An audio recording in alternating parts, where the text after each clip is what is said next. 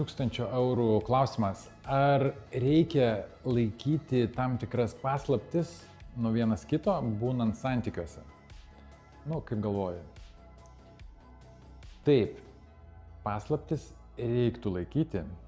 Tai kitaip sakant, reiktų dalintis tą informaciją, kuri jums yra aktuali ir kuri, kaip sakyti, prisiliečia prie santykių.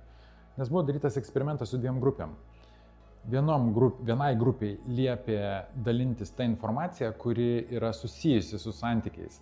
Tai yra emocinis ryšys, ateitis, bendri dalykai, reiškia tie dalykai, kurie liečia santykius. Ir tie dalykai, kurie nesusiję su santykiais, jiems buvo liepta juos tiesiog pasilaikyti paslapty. O kitai grupiai liepė dalintis viskuo. Kaip jūs galvojat, kas gavosi? Tie, kurie dalinosi visada viskuo, visais atvejais buvo atviri viskuo vienas su kitu, tie santykiai turėjo daugiau konfliktų ir turėjo daugiau barnių. O tie, kurie dalinosi tik tai informaciją, kuri susijusi su santykiais, išlaikė gražesnės ribas, patenkino vienas kito poreikius ir buvo daug mažiau konfliktų. Įdomu, ar ne?